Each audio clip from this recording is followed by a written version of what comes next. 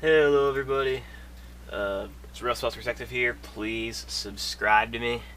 Today is March 17th, 2023, and today we're going to be taking a look at the state of Wisconsin for the 2024 presidential election.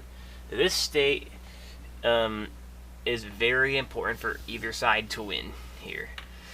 And there haven't been any polls lately for this presidential polls lately for this state. But the ones that we have seen more recently are looking to be quite competitive ones, besides the Make America Great Again one, which of course had Trump winning by a lot. But any, I guess you could say, non-biased polls have this a lot closer.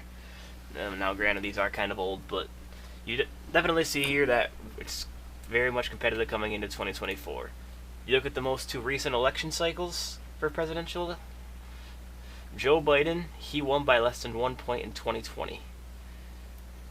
Donald Trump, he won by less than 1 point in 2020. And this was a state that was key towards both presidents winning. And if you want to look back further, Wisconsin's supposed to be a part of the Blue Wall. And it is voted with Michigan and Pennsylvania every single time since 1992.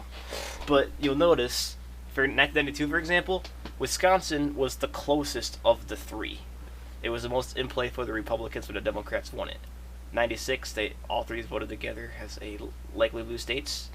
And in 2000, George Bush very narrowly lost Wisconsin, just by .022 points did the Republican George Bush lose to Democrat Al Gore, while Pennsylvania and Michigan more firmly went to Al Gore. 2004, it's the exact same thing. Very narrowly did the Democrats pull this state off, while Michigan and Pennsylvania were more comfortable for the Democrats. In 2008, you see Wisconsin's neighboring state, Michigan, was more Democratic, or more firmly a Democratic state than Wisconsin was, though Wisconsin very much was Democratic there. 2012, Wisconsin votes with these two again. 2016, they all three flipped together for Donald Trump.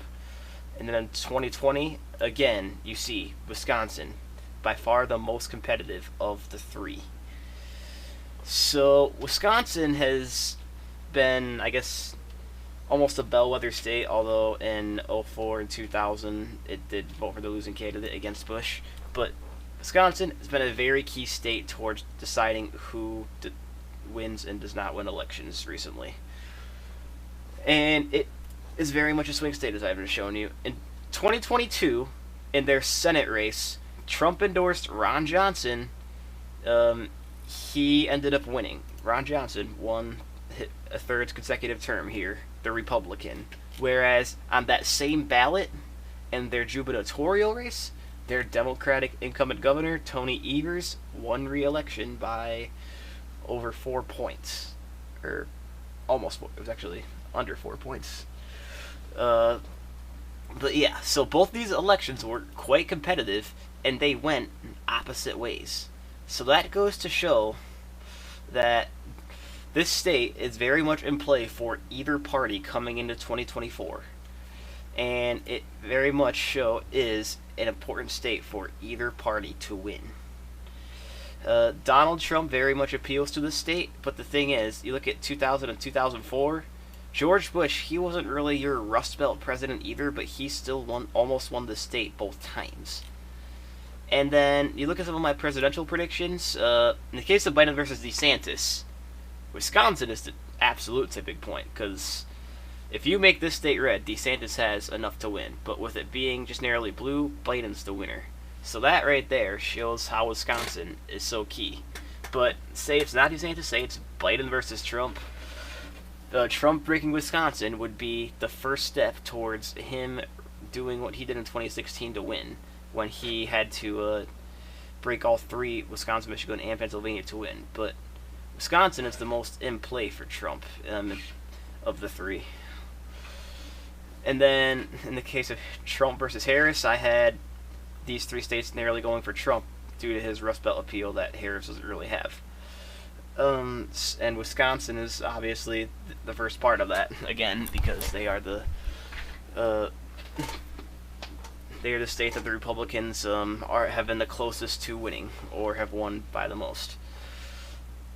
So it calls for an interesting 2024 in Wisconsin. It absolutely can be the tipping point for this election, and either party is going to put a lot towards it. If you want to break it down, Wisconsin down, you see, like many other states, most of the soil of the state is red, but their most populated areas are what really balances it out for the Democrats.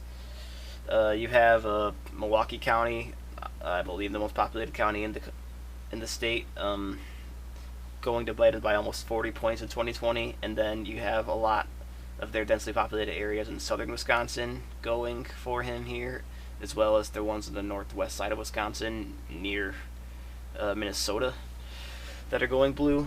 So both parties have their success in this throughout the state, and it's consistent. Look at 2016. There's a few counties that changed, but overall it was mostly the same. 2012 and 2008, when Obama won the state big time, you saw most of the state was blue, especially in 2008. 2000 and 2004, it was a lot more competitive. So